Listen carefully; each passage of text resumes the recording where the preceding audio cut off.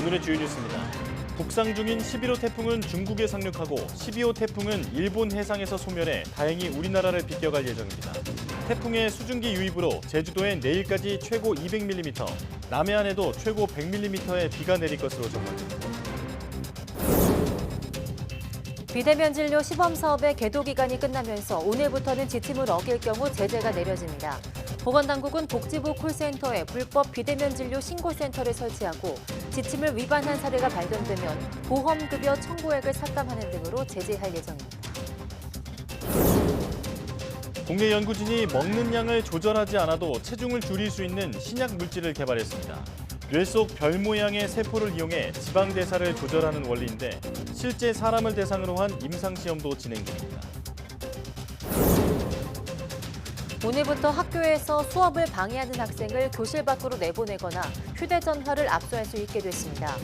교사들은 학생이 생명이나 신체를 해칠 우려가 있는 경우 물리적으로 제재할 수 있고 주의를 준 뒤에도 문제 행동이 이어지면 휴대전화 등을 분리 보관할 수 있습니다. 앞으로 5년 동안 인공지능과 빅데이터 등 신기술 분야의 인력이 크게 부족할 것이라는 전망이 나왔습니다. AI는 12,000여 명, 빅데이터는 19,000여 명의 인력이 모자랄 것으로 보이는데 특히 이들 분야에서는 숙련된 고급 인력이 부족할 것이라는 예상입니다.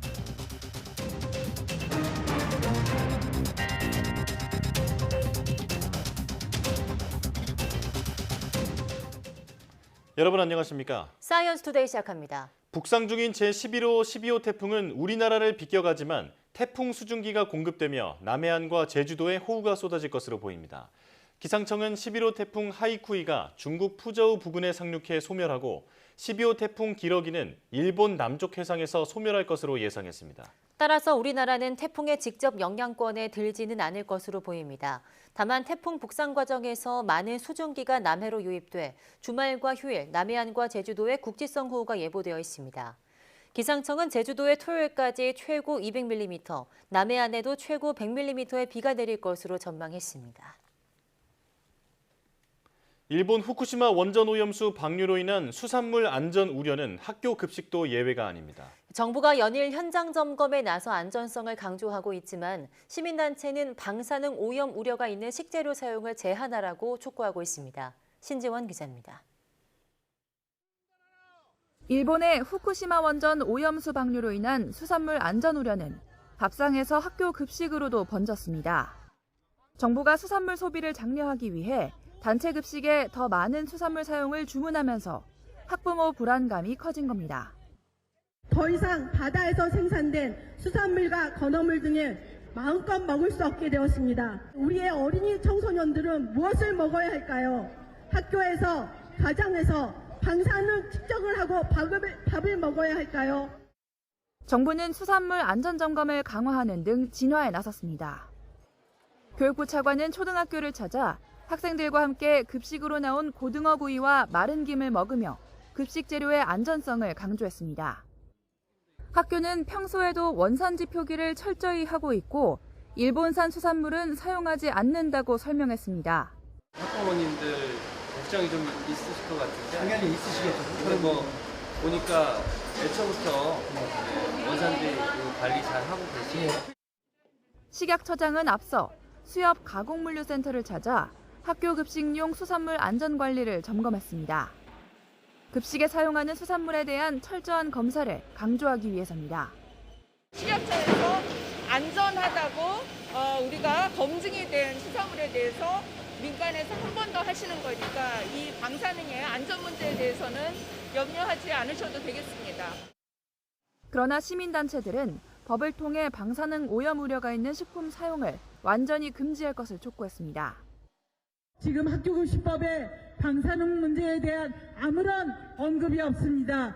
빠른 시일 내 법을 개정해서 우리 아이들 밥상에 방사능 식재료가 올라되지 않도록 또 학교 급식에 들어가는 식재료 정보를 투명하게 공개하고 신속하게 대응할 수 있는 제도 정비를 촉구했습니다. YTN 신지원입니다. 비대면 진료 시범 사업 계도 기간이 끝남에 따라 지침을 어길 경우 제재가 내려집니다. 보건복지부는 복지부 콜센터 129에 불법 비대면 진료 신고센터를 설치하고 환자나 의료인, 약사 등이 비대면 진료 지침을 위반하는 사례에 대해서 신고를 받기로 했습니다. 또 지침을 위반하면 보험급여 청구액을 삭감하는 등 제재할 예정입니다. 비대면 진료 시범 사업은 의원급 의료기관 중심으로 해당 의료기관에서 동일 질환에 대해 추가 진료를 받는 재진 환자에 한해 실시됩니다.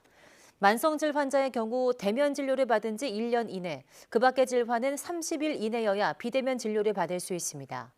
다만 의료기관이 없는 곳에서 거주하는 섬이나 벽지 거주자, 장기 요양 등급 판정을 받은 만 65세 이상 노인, 장애인 복지법상 등록 장애인, 격리 중인 감염병 확진 환자 등은 예외적으로 초진도 비대면 진료가 허용됩니다. 담배 제조사들을 상대로 소송을 벌이고 있는 국민건강보험공단이 흡연과 암 발생 사이의 개별적 인과관계 증거를 찾았다고 밝혔습니다. 건보공단은 세미나에서 지난 2020년 11월 담배 소송 1심에서 패소할 때 재판부가 지적한 개인의 흡연이 질병을 유발했을 개연성을 증명하기 위한 연구 결과를 발표했습니다. 발제자로 나선 가톨릭대 의대 이강숙 교수는 소송 때 제시한 환자 3,400여 명 가운데 생존한 고도 흡연자 30명을 대상으로 개인이 담배에 노출될 시기와 흡연 정도, 발병 시기 등을 심층 분석한 결과 흡연과 암 발병과의 인과관계가 있음을 확인했다고 밝혔습니다. 이 교수는 담배 회사가 발암물질을 제조해 판매한 책임을 지게 해야 한다고 주장했습니다. 음식을 많이 먹어도 유난히 살이 잘 찌지 않는 사람이 있죠. 네, 국내 연구진이 그 비밀을 밝혀내고 식사량 조절 없이도 체중을 감량하는 약을 개발해 임상시험에 들어갔습니다. 최소라 기자입니다. 고지방 사료를 먹고 살찐 생쥐입니다. 한눈에 봐도 일반 생쥐보다 몸집이 큽니다. 반면 똑같이 고지방 사료를 먹고 자랐지만 살이 찌지 않은 생쥐입니다. 무게를 재어보니 같은 사료를 먹은 쥐의 절반 정도로 가볍습니다. 국내 연구진이 개발한 신약을 하루 한 번 투여한 결과입니다. 약 35% 정도 감소하였습니다. 그리고 그것은 그냥 보통 일반식이만 한 생쥐들의 체중과 비슷하였습니다. 연구진이 공략한 건 뇌 속의 비만 억제 스위치 가브라5. 뇌 측시 상하부에 있는 신경세포 군집으로 몸 전체 지방세포와 연결돼 있는데 이게 활성화되면 비만이 억제됐고 활동이 약해질수록 비만이 생겼습니다. 스위치 조절 기전을 살펴보니 뇌 속의 별 모양 세포가 분비하는 마오비 효소가 신경물질 가바를 합성해 스위치를 껐습니다. 연구진이 개발한 마오비 효소 억제제 KDS-2010을 투여했더니 스위치가 다시 켜지면서 비만이 억제됐습니다. 뇌가 지방대사에 관여하는 정확한 기전이 밝혀진 건 처음입니다. 원래 치매 치료제로 개발한 물질인데 경구 투여를 할 수 있고 그다음에 부작용도 상당히 적을 것이라고 생각하고 아마 요요도 거의 없을 것이라고 저희 기대하고 있습니다. 이번 연구는 학술권이지 네이처 메타볼리즘에 실렸습니다. KDS-2010은 실제 사람을 대상으로 부작용 여부를 확인하기 위한 임상 1상을 진행 중입니다. 내년 초부터는 사람에서 체중 감량 효과를 확인하기 위한 임상 2상이 진행됩니다. YTN 사이언스 최소라입니다.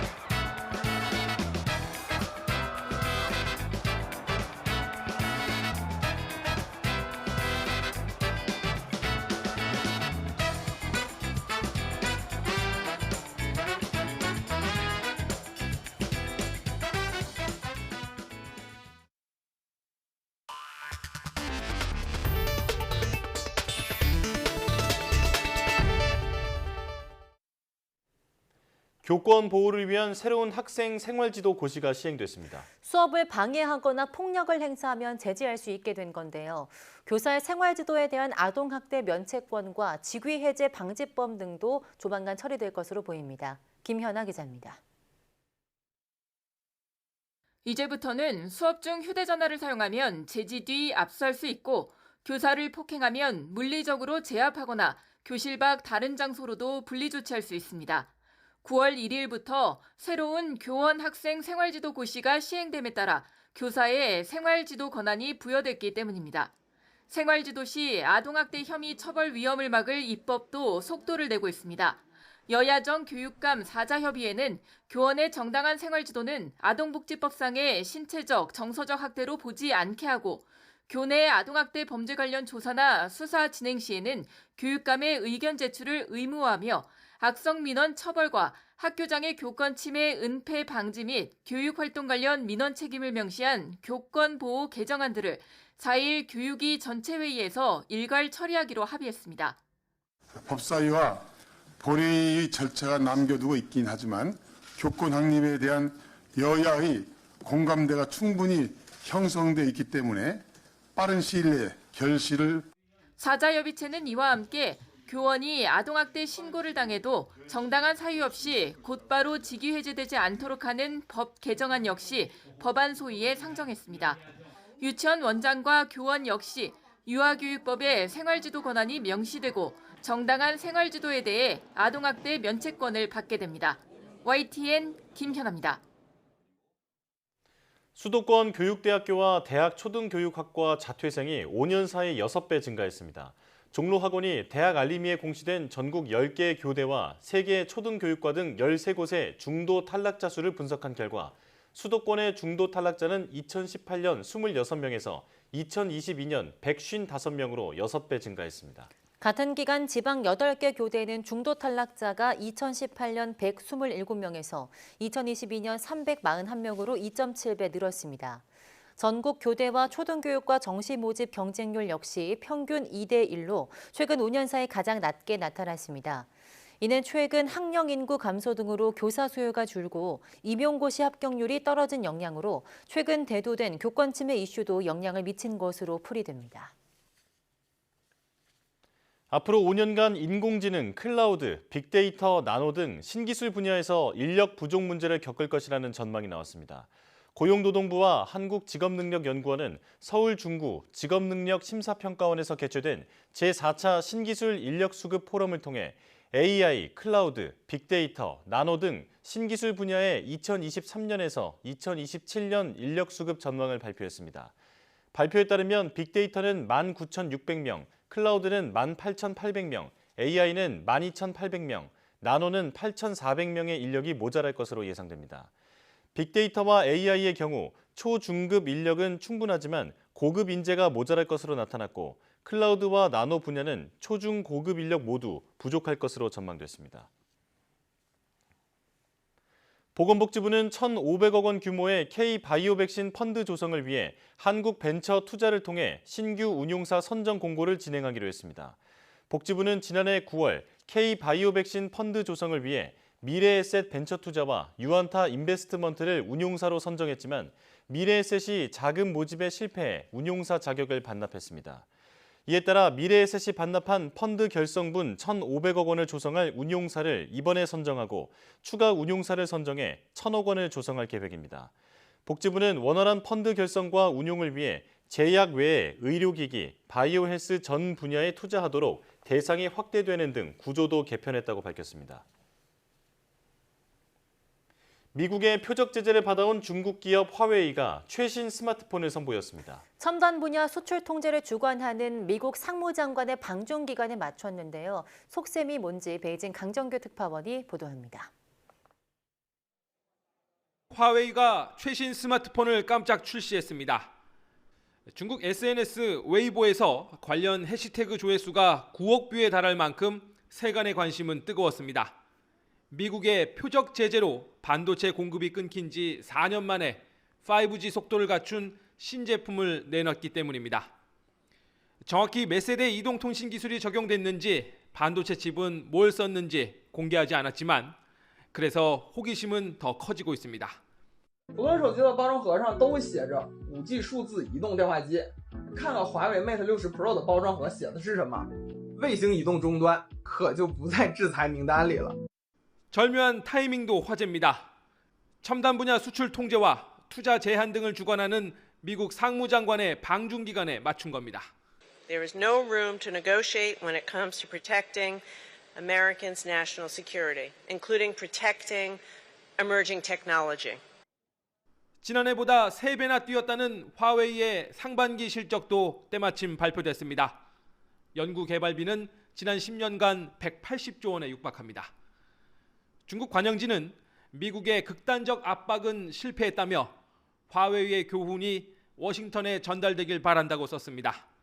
它是打破美国封锁的一次标志性突破，那将是对美国用芯片技术遏制中国十分沉重的打击。 화웨이가 제재를 피해 곳곳에 비밀 반도체 공장을 세웠다는 말까지 나오는 가운데 미국은 AI 반도체 수출 규제를 중국에 이어 중동까지 확대했습니다. 베이징에서 YTN 강정규입니다. 기아가 미국 시장에서 트렁크 잠금 장치에 문제가 있는 옵티마 등 차량 32만 대를 리콜할 예정입니다. 미 도로교통안전국은 현지 시간 31일 기아 미국 법인의 2016에서 2018년형 옵티마와 2017에서 2018년형 옵티마 하이브리드, 옵티마 플러그인 하이브리드, 2016에서 2017년형 리오 차량 일부를 리콜하기로 했습니다. 이들 차량은 트렁크 잠금 장치 베이스가 갈라져 내부에서 열지 못하게 될 수 있는 것으로 파악됐습니다. 이는 연방 자동차 안전 표준 규정에 어긋나는 것이며 트렁크 안에 사람이 갇히게 될 우려가 있다고 도로교통안전국은 설명했습니다. 우리 정부가 외국계 사모펀드 론스타에 2,800억 원을 배상해야 한다는 국제투자 분쟁 ISDS 중재 판정에 대해 불복했습니다. 법무부는 1일 국제투자분쟁해결센터에 론스타 판정에 대한 취소 신청을 제기했습니다. 법무부는 앞서 판정문 정정 신청을 통해서 배상 원금 가운데 6억여 원가량을 감액받은 데 이어서 나머지 배상 원금과 이자 지급 의무까지 모두 소멸하기 위해 불복에 나섰다고 밝혔습니다. 이번 판정은 국제법상 국가 책임을 정확히 따지지 않은 채 우리나라에 배상 의무를 부여해 판정부가 월권 행위를 한 것에 가깝고 자료를 증거로 채택하는 과정에서 우리 정부의 변론권 등을 박탈하거나 주요 쟁점 판단에 빠뜨리는 등 절차적 문제도 있어서 판정이 취소될 사유가 충족된다고 설명했습니다. 국민연금 개혁안을 논의해온 재정계상전문위원회가 최종 밑그림을 공개했습니다. 보험료는 올리고 받는 액수는 그대로 둬서 점점 고갈되고 있는 기금을 확보하자는 건데요. 위원회 내부에서도 반발 의견이 나오면서 진통을 겪고 있습니다. 김혜은 기자입니다. 제5차 국민연금 재정개선위원회 추산 결과 국민연금 기금은 2055년이면 고갈됩니다. 기금이 동나는 예측 시점이 갈수록 앞당겨지면서 위원회는 기금 안정화에 초점을 맞췄습니다. 소득 대체율, 즉 받는 돈은 현행 40%를 유지하고 보험료율, 그러니까 내는 돈은 올리고 연금을 받는 나이도 늦출 것을 제안했습니다. 보험료율은 현행 9%에서 12%, 15%, 18%까지 높이고 수익률과 수급 개시 연령을 함께 바꾸는 18가지 시나리오가 제시됐습니다. 예를 들어 보험료를 15%까지 올리고 수익률을 1%포인트 더 높이는 한편 수급 개시 연령을 68세로 단계적으로 올리면 2093년까지 기금이 유지된다는 겁니다. 18개 우리가 참고할 수 있는 랜드마크를 제시한 것이고 5차례 하는 재정 과정에서 이만큼 충분한 정보를 제시한 적이 없었습니다. 하지만 소득 대체율을 올리지 않는 개혁안은 반쪽짜리에 불과하다는 반발도 위원회 내부에서 터져나왔습니다. 소득 대체율 인상안을 소수 의견으로 명기하도록 추진하자 위원 2명이 사퇴하며 반발한 겁니다. 보장성 강화론에 소수안이라는 낙인을 찍고자 하는 시도는 이런 노후 보장 강화 필요성을 부정하고 연금 개혁을 공적 연금으로서 국민연금의 본질을 외면하는 방향으로 몰아가려는 시도다. 이렇게 국민연금 보장성과 재정 안정화를 둘러싸고 여러 직역별, 세대별로 이견이 잇따라서 단일안을 도출하기는 쉽지 않아 보입니다.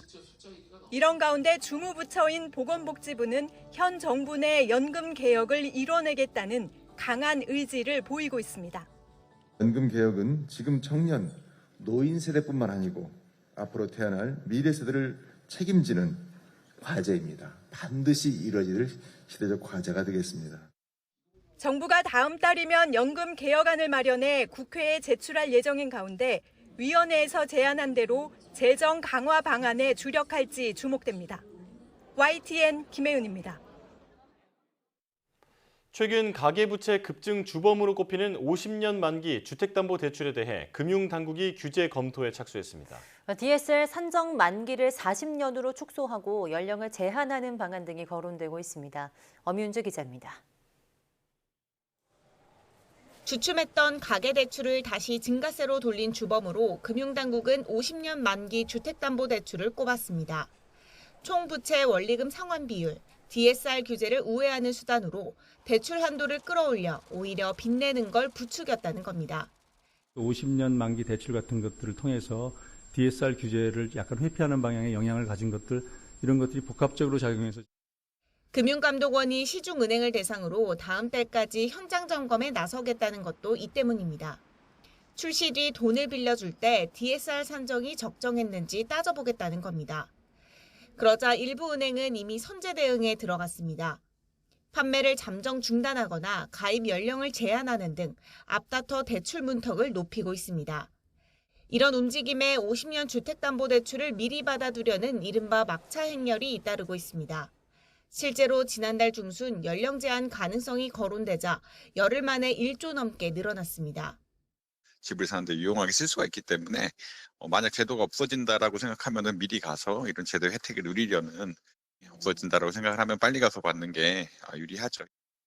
금융당국은 만기는 50년으로 유지하되 DSR 산정은 40년으로 축소하는 등 여러 방안을 놓고 검토하고 있습니다.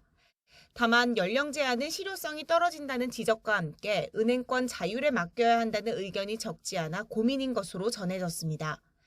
금융당국은 기획재정부 등 관계부처와 논의를 거친 뒤 이번 달 초 구체적인 방안을 발표할 계획입니다. YTN 엄윤주입니다. 윤석열 대통령이 내수 진작을 위해 10월 2일을 임시 공휴일로 지정하기로 하면서 추석 연휴와 개천절까지 모두 6일간의 연휴가 생기게 됐습니다. 이와 함께 윤 대통령은 가짜 뉴스로 어려움을 겪는 수산물 업계를 위해서 예비비 800억 원을 추가 편성하겠다고 밝혔습니다. 강희경 기자입니다. 비상경제 민생회의를 주재한 윤석열 대통령이 10월 2일을 임시공휴일로 지정하기로 했습니다. 국내 관광을 활성화해 내수가 진작되도록 해야 한다는 취지입니다. 서민과 취약계층의 어려움을 덜어드리고 내수 경기 활성화를 위해 열심히 뛰어야 합니다. 10월 2일을 임시공휴일로 지정하고 윤석열 정부 들어 임시공휴일이 지정되는 건 이번이 처음입니다.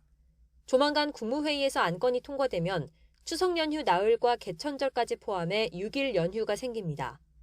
이 기간 내수 진작 효과를 극대화하기 위해 정부는 숙박 할인 쿠폰을 60만 장 배포하고 고속도로 통행료도 면제할 방침입니다. 또 외국인 관광객 증가를 위해 항공편 증편과 입국 절차 간소화도 추진합니다. 추석 물가를 잡기 위한 각종 대책도 발표됐습니다.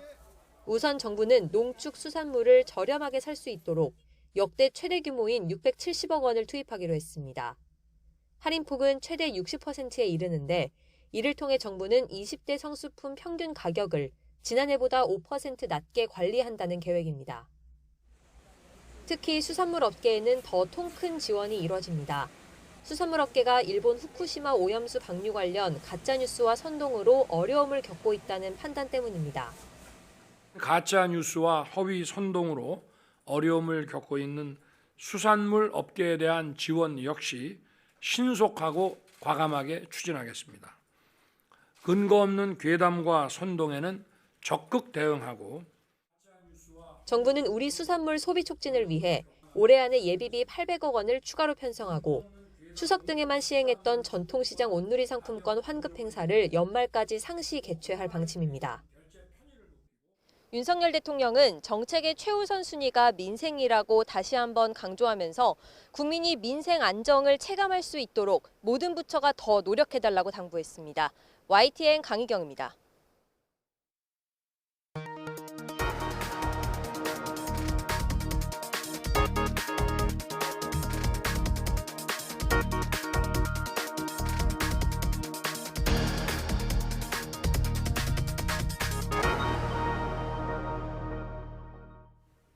서울시의 신규 광역자원 회수시설, 즉 생활 폐기물 소각장 건립지로 마포구 상암동이 최종 선정됐습니다. 서울시는 시설을 모두 지하화하고 1,000억 원 규모의 주민 편익시설도 약속했지만 주민 반발은 여전한 상황입니다. 김종균 기자입니다. 서울시는 하루 1,000톤의 생활 폐기물을 처리할 수 있는 소각장 부지로 마포 상암동을 최종 확정했습니다. 현 마포자원 회수시설 옆 2개 필지인 부지 면적은 2만 1,000제곱미터 규모입니다. 기존 시설은 2035년까지 폐쇄합니다. 새 소각장은 모두 지하에 세워집니다. 청소차 전용 도로, 폐기물 저장소 등 주요 시설이 지하에 들어갑니다. 세계 최고 수준의 오염 방지 설비를 도입해 묻지, 무해한 시설로 운영한다는 계획입니다. 지상부는 전망대, 놀이기구, 스카이워크 등을 설치해 시민과 관광객을 위한 랜드마크로 조성합니다. 인근 주민분들을 위해서는 사전에 주민 의견을 반영하여 1,000억 원 규모로 수영장, 놀이공간 등 주민 편익시설을 건설을 하고 주민 건강 영향 조사를 실시하여 환경 변화와 건강 영향을 조사하는 등 다각적인 주민 지원 방안을 추진할 계획입니다. 2026년 폐기물 직매립 금지 시행을 앞둔 만큼 서울시는 예비 타당성 조사 등 후속 절차를 밟을 예정입니다. 신규 소각장의 환경 영향 평가는 주민 참여로 추진합니다. 하지만 이런 유인책에도 주민 반발은 여전한 상황입니다. 감사원 공익감사 청구가 기각됐지만 앞으로도 행정소송과 집회 등 반대 활동을 계속 벌여나가기로 했습니다. YTN 김준길입니다. 암행 순찰차가 다니는 서울 5개 지역에서 3개월여 동안 교통사고 건수가 10% 이상 감소한 것으로 나타났습니다. 서울시 자치경찰위원회에 따르면 올해 4월 15일부터 7월 31일까지 암행 순찰차를 운영하는 경찰서 관할 지역의 교통사고 건수는 1,806건으로 지난해 같은 기간보다 10.4% 감소했습니다. 같은 기간 교통사망사고는 23명에서 10명으로 56.5% 줄었습니다. 암행순찰차는 일반 승용차 외관에 비노출식 경광등, 전광판, 카메라, 스피커 등의 장비를 갖춘 순찰차입니다. 암행순찰차는 강남, 동대문, 관악, 마포, 강서경찰서에 한 대씩 배치됐습니다. 어린 자녀들을 두고 집을 떠났던 80대 친모가 아들의 사망보험금을 둘러싼 소송에서 승소했습니다. 재판부는 양육 의무를 다하지 않았더라도 보험금을 받을 권리가 있다고 판단했는데요. 이 같은 상황을 막기 위한 이른바 구할업법 필요성이 다시 제기되고 있습니다. 차상은 기자입니다. 경남 거제 갈곶도 인근 바다에 침몰한 어선 대양호의 선장이 2주 만에 숨진 채 발견됐습니다. 지난 2021년 1월 경남 거제 앞바다에서 어선 침몰 사고로 숨진 고 김종환 씨. 김 씨 앞으로는 사망보험금 2억 3천만 원이 나왔습니다. 보험금을 두고 법적 공방이 벌어진 건 김 씨의 친모 80대 A 씨가 등장하면서입니다. 김 씨가 2살 때 집을 떠나 새 가정을 꾸린 A 씨는 상속 순위에 따라 자신이 보험금을 받아야 한다고 주장했고, 김 씨의 누나는 동생과 사실혼 관계에 있던 여성과 자신의 몫이라며 법원 판단을 구했습니다. 1심에서 친모 A씨의 손을 들어준 법원은 2심에서도 같은 판단을 내렸습니다. 재판부는 숨진 김씨의 사실혼을 증명할 증거가 없고 어머니와 아무 교류가 없었다고 보기는 어렵다며 A씨가 보험금을 수급할 권리가 있다고 봤습니다. 또 A씨가 어린 자녀들을 두고 집을 떠나 양육 의무를 이행하지 않았지만 당시 남편이 숨지고 시댁에서 쫓겨나다시피 나왔다는 주장 등으로 볼 때 A씨에게만 책임이 있다고 보기 어렵다고 설명했습니다. 친모 A씨는 숨진 아들의 아파트와 적금 등 재산도 자신의 명의로 가져간 거로 알려졌습니다. 김 씨의 누나는 판결에 반발하며 대법원에 상고할 계획이라고 밝혔습니다. 2살 때 버린 자식을 부모를 갖다가 인정을 해준다. 이 말이 안 되는 법입니다. 저는 대법원 갑니다. 이번 같은 상황을 막기 위해 양육 의무를 하지 않는 부모가 자녀 재산을 상속하는 걸 금지하는 법안, 이른바 구하라법이 발의되기도 했지만 별다른 논의 없이 국회에 계류 중입니다. YTN 차상입니다. 온라인 오픈마켓인 것처럼 가정에 아르바이트생을 모집한다며 접근한 뒤 돈을 뜯는 사기 피해가 속출하고 있습니다. 피해자들은 대형 오픈마켓이라는 말에 속아서 큰 의심 없이 돈을 보냈다고 말했습니다. 임예진 기자입니다. SNS 메시지로 아르바이트 제안을 받은 A씨. 보내준 링크로 들어가서 무작위로 배정되는 물건을 40건 주문하면 비용을 돌려주고 수수료도 얹어주겠다는 내용이었습니다. 유명 오픈마켓인 11번가 명의로 메시지가 온 터라 별다른 의심은 하지 않았습니다. 믿었죠. 11번가라고 하니까 접속을 하자마자 11번가 고객센터, 서비스센터 이렇게 연결이 됐었기 때문에 맞구나 해서 들어가게 되었어요. 처음 이틀은 하나에 몇천 원짜리 물품을 40개씩 사고 약속한 돈도 받았습니다. 그러나 사흘째 되는 날엔 구매해야 할 물품의 가격이 수백만 원으로 뛰었습니다. 결제 금액이 너무 커지자 A씨는 그만하겠다며 낸 돈을 물어달라고 했지만 할당된 주문 건수를 마저 채우라는 답만 되돌아왔습니다. 제 돈이 들어간 거 한 700 후반에서 800 정도? 저는 중간에 멈췄고 처리를 해달라고 요청을 했고 저희 피해자들 중에 다른 분은 끝까지 갔는데 돌려받을 수 없었어요. 11번가 측은 명의가 도용됐다는 입장입니다. 관련된 아르바이트를 운영한 적이 없다면서 대처 방안을 논의해보겠다고 밝혔습니다. 지금도 이렇게 11번가에서 지마켓으로 이름만 바꾼 아르바이트 제안 메시지가 계속 오고 있어 추가 피해가 우려되는 상황입니다. 구매 대행이나 물품 후기 작성 아르바이트인 척 돈을 뜯어내는 사기 피해가 빈번한 가운데 이제는 대형 오픈마켓까지 사칭하는 등 수법이 점차 고도화하는 모습입니다.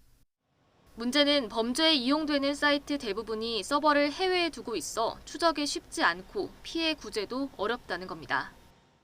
하는 일에 비해서 수익이 좀 과도하다 보이면 약간 사기 범죄인 것을 의심해 보시면 좋을 것 같습니다. 조금이라도 의심이 가면 서울시 전자상거래센터 홈페이지에 들어가 피해 신고가 여러 건 접수된 사기 사이트 정보를 확인해 보는 게 안전합니다. YTN 임혜진입니다.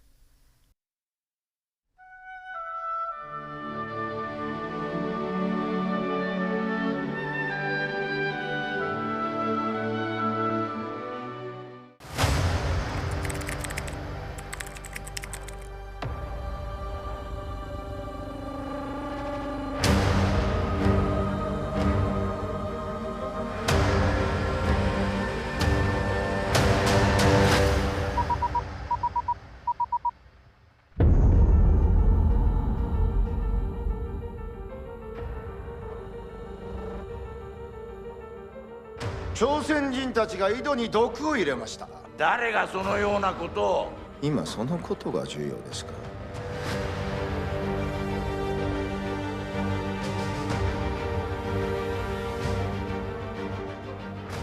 言ってみる。朝鮮人。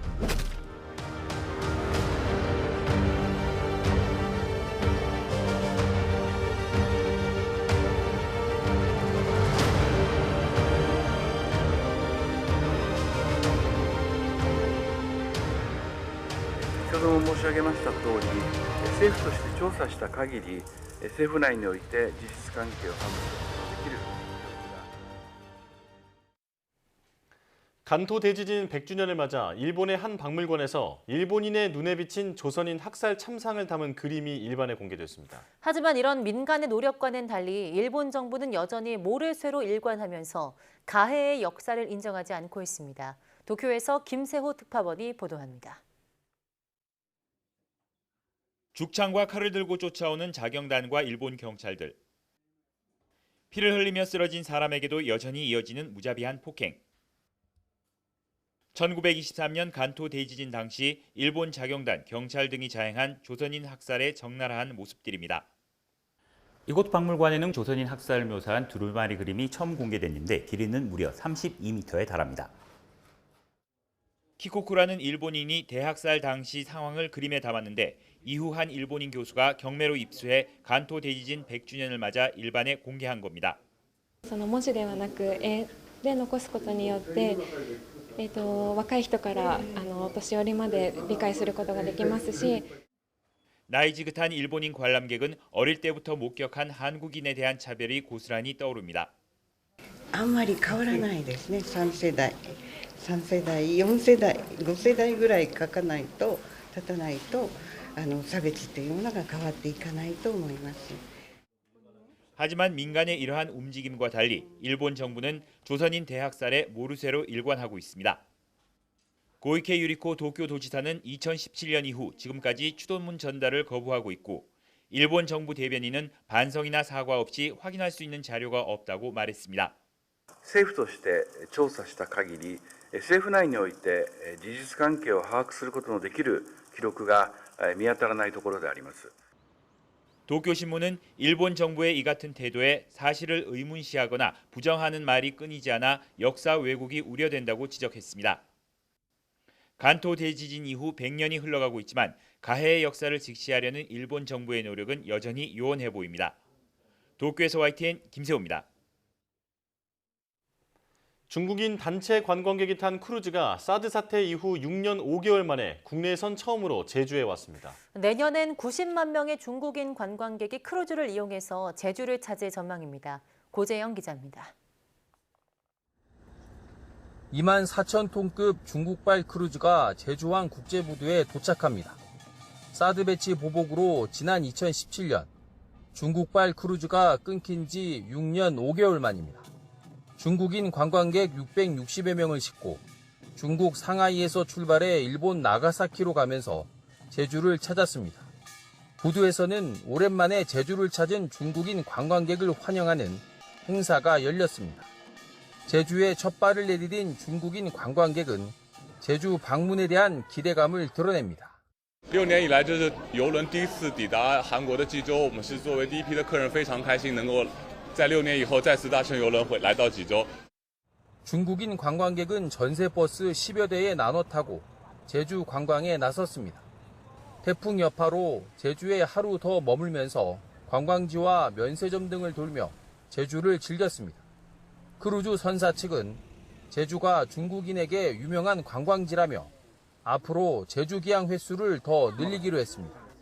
是韩国的夏威夷嘛，所以它是非常适合不同年龄阶段的旅客的这个需求，所以呢，我们的计划是不断增加这个在济州的停靠。 올해만 중국발 크루즈 82척이 제주에 기항할 예정이고 내년에는 330여 척, 90만 명의 중국인 관광객이 제주를 찾을 전망입니다. 중국인 단체 관광객 방문 재개가 제주 관광에 활력을 불어넣을지 기대됩니다. YTN 고재영입니다.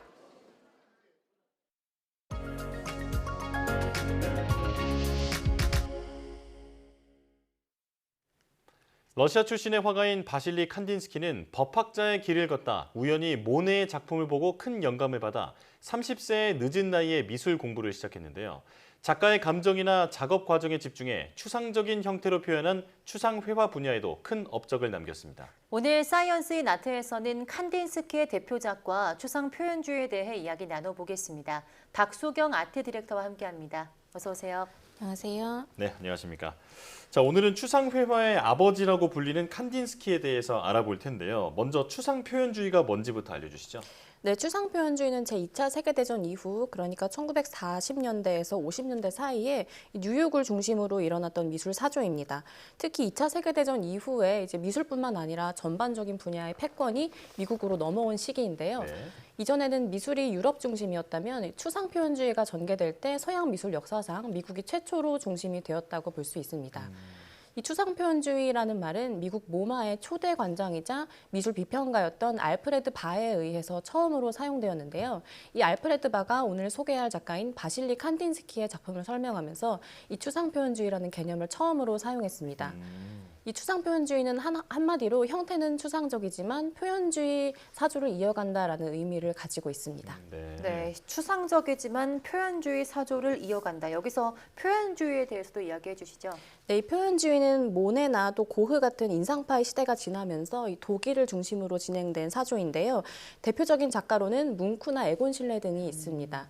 이 내면에 잠재된 인간의 감정과 또 표현 욕구를 작품에 담은 것이 바로 표현주의인데요. 예를 들어서 뭉크의 절규 같은 작품을 보시면 이 작품 속의 음울한 분위기와 등장인물의 고통스러운 감정이 그대로 느껴지는데요. 이런 작품이 바로 표현주의의 대표적인 예입니다. 예, 자 이렇게 추상 표현주의라는 개념에 대해서 먼저 설명을 들어봤고 그렇다면 칸딘스키는 어떤 작가였는지 알아볼까요? 네, 이 바실리 칸딘스키는 원래 법학과를 전공한 수재였지만 이 모네의 건초더미라는 작품을 보고 작가의 길로 들어서게 됩니다. 이 독일로 넘어가서 본격적으로 미술 공부를 시작하는데 초기에는 화려한 색감의 풍경화나 또 러시아의 민속화 등에서 영감을 받고 작업하는데요. 이후에 점점 구상에서 벗어나서 사물의 생김새와는 상관없이 형태와 색채 그리고 선을 가지고 다양하게 확장합니다. 또 1922년부터 현대 조형예술에 지대한 영향을 끼쳤던 바우하우스에서 회화와 미술 이론 강의를 하기도 하는데요. 이 디자인과 예술 사조를 깊이 있게 연구하면서 작품에서 건축적인 구성의 특징이 나타나기도 합니다. 네, 칸딘스키가 모네의 건초더미란 작품을 보고 또 이제 그림을 그리게 됐다, 영감을 받기 시작했다고 말씀을 해주셨는데요. 왜 이 그림을 보고 영감을 받았는지도 궁금하거든요. 네, 이 칸딘스키가 모네의 건초더미 작품을 보고 그림을 그리기로 이제 결심을 하는데 이 모네는 인상주의의 대표적인 작가죠. 바로 빛에 따라서 시시각각 변화하는 사물의 형태나 또 색감을 화폭에 담는 게 바로 인상주의의 특징입니다. 이 모네의 건초더미 시리즈를 보면 똑같은 건초더미도 시간대에 따라서 또 해가 뜨고 짐에 따라서 시각적으로 변화하는 모습을 그대로 담았는데요. 우리가 어떤 사물을 생각할 때 정지된 어떤 한 장면만 떠올리잖아요. 이전에는 그림도 사물의 한 장면만 화폭에 담는다고 봤다면 이 모네는 같은 사물도 빛에 따라서 얼마든지 변화하고 또 그것을 화폭에 담을 때마다 다른 모습을 남긴다는 것에 주목한 겁니다. 이 칸딘스키는 모네의 이런 시도를 보고 큰 영감을 받아서 예술가의 길을 걷게 됐습니다. 네. 자 그리고 조금 전에 칸딘스키가 바우하우스에서 강의도 했다고 하셨는데 이 바우하우스 정확히 뭔진 모르지만 디자인 쪽에서는 아주 많이 나오는 이름인 것 같거든요. 좀 자세히 설명해 주시죠. 네, 맞습니다. 이 바우하우스는 14년이라는 어찌 보면 좀 짧은 시간 동안 운영이 됐지만 이 지금 건축과 디자인에 굉장히 많은 모든 뿌리를 만들고 또 색채와 선에 대한 정의를 내린 전설적인 곳입니다. 1919년에 건축가인 발터 그로피우스가 미술과 공예를 병합해서 이 바우하우스를 설립하게 되는데요. 이 바우하우스라는 단어는 집을 짓는다라는 뜻을 가진 하우스 바우라는 단어를 도치시켜서 만든 겁니다. 이 설립 초기에는 공예학교의 성격이 강했지만 이후에 예술과 기술을 통일시키면서 교육과정도 그런 방향으로 자리를 잡게 됩니다. 이 칸딘스키는 1922년부터 1933년까지 이 바우하우스에 있었는데요. 안타깝게도 당시에 나치가 이 바우하우스의 교육 방식이 너무 전위적이라는 이유로 탄압을 하기 시작합니다. 이 교수진도 계속해서 바뀌게 되고 지역도 3번이나 바뀌는 등 여러 고초를 겪는데요.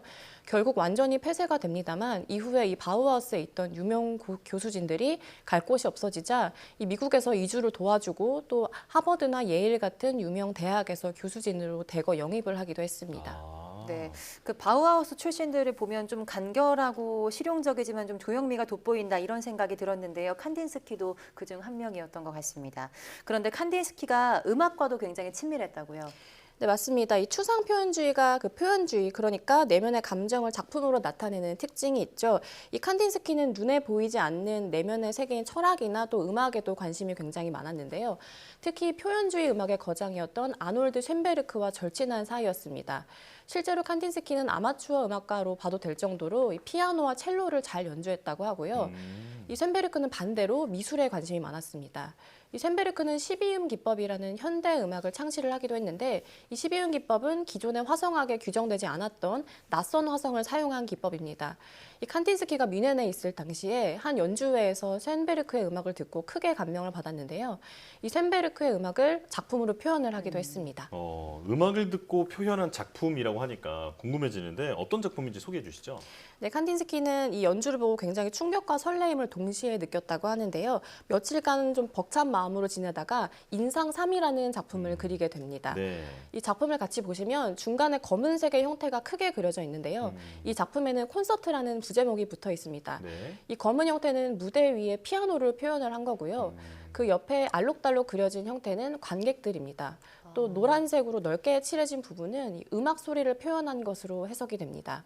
이 칸딘스키가 이 연주를 보면서 강렬하게 느꼈던 감정들을 추상적으로 풀어낸 작품입니다. 네, 정말 두 대가의 만남이지 않나 싶은데요. 칸딘스키 특징이 또 잘 드러난 작품을 볼 수 있을까요? 네, 칸딘스키의 추상 회화를 보면 대체적으로 선의 사용이 조금 계산적이면서도 제한적인 느낌이 드는데요. 하지만 반대로 색의 사용은 굉장히 감정적이고 자유롭게 사용을 했습니다. 네, 지금 보시는 이 작품은 구상 8이라는 작품입니다.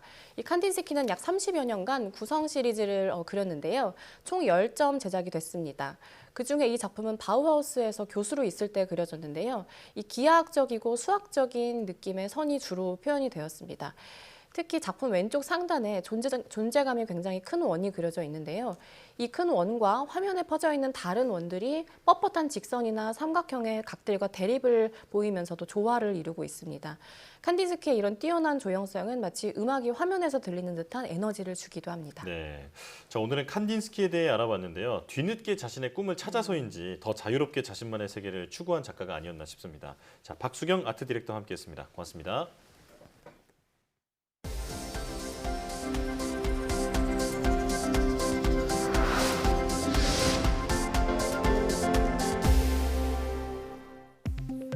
온실가스 배출량이 늘면서 북극곰이 먹이를 먹지 못하는 기간이 40년 전보다 11배 이상으로 늘었다는 연구 결과가 나왔습니다. 미국 워싱턴대와 와이오밍대 북극곰 보호단체 공동연구팀은 온실가스 배출량이 북극곰의 주요 서식지에 미치는 영향을 계산한 결과 이렇게 나타났다고 밝혔습니다. 연구 결과 추크치에 사는 북극곰의 경우 지난 1979년 굶는 기간이 12일이었다가 2020년에는 137일로 11배 이상 길어졌고 보퍼트해 북극곰의 굶는 기간은 같은 기간 동안 2배 이상으로 늘었습니다.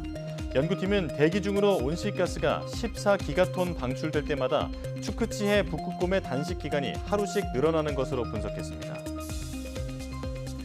갑자기 심장이 멎는 급성 심정지도 24시간 전에 뚜렷한 예고 신호가 나타난다는 연구 결과가 나왔습니다. 미국 세다스 시나이 메디컬 센터 슈미트 심장연구소는 급성 심정지 환자의 절반은 하루 전에 최소 한 가지 이상의 증상이 나타나는데 남성은 주로 가슴 통증, 여성은 호흡곤란을 보였다고 밝혔습니다. 연구 결과 갑작스러운 가슴 통증을 겪은 남성은 급성 심정지 위험이 2배 높았고 호흡곤란이 나타난 여성은 급성 심정지 위험이 3배 높았습니다. 체중계로 몸무게를 재듯 몸속 바이러스의 양을 측정해 중증도를 파악할 수 있는 기술이 개발됐습니다. 광주과학기술원 송영민, 전혜곤 교수 공동연구팀은 바이러스 크기의 바이오 입자를 빠르고 정확하게 정량화할 수 있는 인공지능 플랫폼을 개발했다고 밝혔습니다. 연구팀은 직관적인 색 변화를 통해 나노미터 크기의 바이오 입자를 감지하고 딥러닝으로 입자 개수를 정확히 예측하도록 했습니다. 이 플랫폼을 이용하면 복잡한 공정 없이 방막들로 이루어진 바이오 센서를 통해 아주 작은 바이오 입자를 뚜렷하게 관찰하고 몇 개의 입자가 존재하는지 빠르게 유추할 수 있다고 연구팀은 설명했습니다. 국내 연구진이 손상된 무릎 연골을 치료할 수 있는 첨단 재생 나노 소재 기술을 개발했습니다. 전남대 김장호, 선종군 교수 공동연구팀은 생분해성 바이오 소재를 이용해 만든 첨단 재생 나노 소재를 무릎에 이식하면 연골 재생이 촉진된다는 것을 토끼 실험으로 확인했다고 밝혔습니다. 연구 결과 재생된 연골은 정상 연골에서 주로 보이는 콜라겐2의 발현이 매우 높아지는 것으로 나타났습니다. 또 첨단 재생 나노 소재의 줄기세포를 함께 이식하면 재생된 연골이 정상적인 연골과 비슷한 구조와 기계적 강도를 가지는 것으로 확인됐다고 연구팀은 설명했습니다.